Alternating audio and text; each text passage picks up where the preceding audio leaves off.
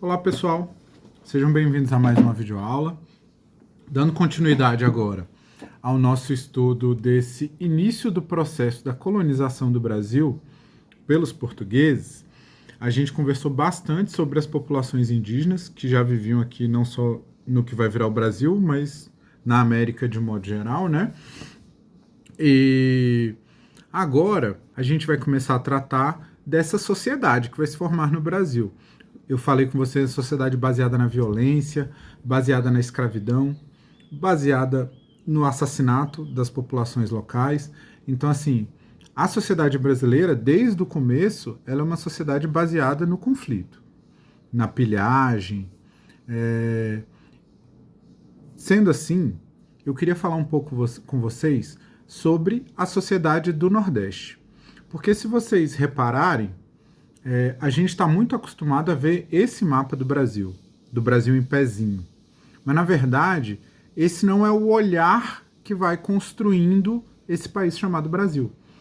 Se a gente olhar esse mapa, como se a gente estivesse vendo o Brasil pelo litoral, a gente vai perceber que ele tem um ângulo bem diferente. E, na verdade, a colonização do Brasil é feita pelo litoral. Porque, como ela é uma colonização para explorar, ela quer gastar o mínimo possível. Então, num primeiro momento, Portugal vai pegar as riquezas naturais que estão pelo litoral. Depois, quando ela vai implementar a colonização, ceder as capitanias hereditárias, estabelecer as primeiras vilas, tudo vai ser próximo do litoral.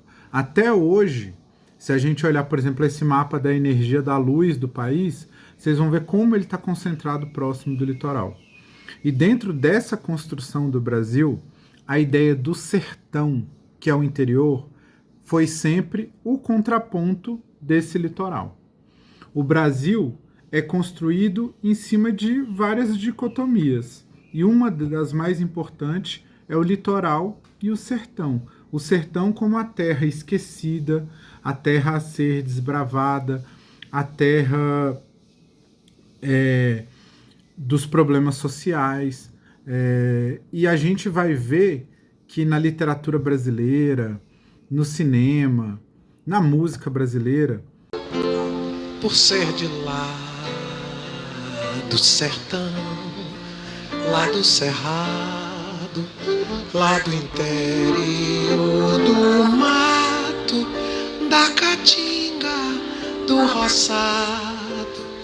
Essa ideia do sertão e do Nordeste, a gente pode falar aí nesse sentido de uma invenção do Nordeste, porque até o século XIX, até o início do século XX, nem se chamava de Nordeste, se dividia em Sul e Norte. Aí, com a expansão da interiorização do país, vai se criar essa ideia do Sudeste e do Nordeste. Mas a gente precisa entender como essa identidade brasileira, que vai ser forjada no Rio de Janeiro, em São Paulo, nos altos postos, ela é construída todo dia em cada vilazinha, em cada espaço esquecido do interior desse país. Então, eu vou convidar vocês agora nas próximas aulas a refletir sobre essa ideia, para a gente pensar a construção da nacionalidade brasileira, do que tem nesse interior esquecido e muitas vezes silenciado do interior do Brasil, tá? Então, eu vou propor para vocês a leitura de um livro e vou propor a reflexão, por exemplo, dessa sociedade açucareira que vai se construir com os grandes engenhos que vão fazer o quê? Vão produzir açúcar, um único produto, uma monocultura que a gente fala, para exportar para a Europa, porque isso daria muito dinheiro e era baseado nas experiências que Portugal já tinha em algumas ilhas. Mas quem vai ganhar dinheiro mesmo com isso são os Países Baixos, porque eles vão transportar, eles vão refinar o açúcar e eles vão vender. Portugal vai pôr um monte de engenho aqui e vai ganhar com a produção. Então ela ganha. O Brasil, que ainda não existe, não ganha nada. só a colônia de Portugal. A colônia portuguesa não vai ficar com nada. Nós vamos ter os senhores de engenho que vão ter todo o custo e não vão ter tantos lucros assim. Enquanto que lá na Europa, para onde a riqueza flui. E para consolidar isso, Portugal vai escravizar os indígenas e quando isso deixar de ser interessante, vai favorecer o comércio de escravos africanos.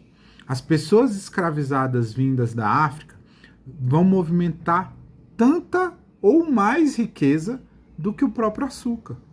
Então, Portugal passa a lucrar com os impostos que ela vai cobrar na venda de seres humanos para trabalharem de maneira forçada, destruindo as suas terras natais, destruindo as suas vidas.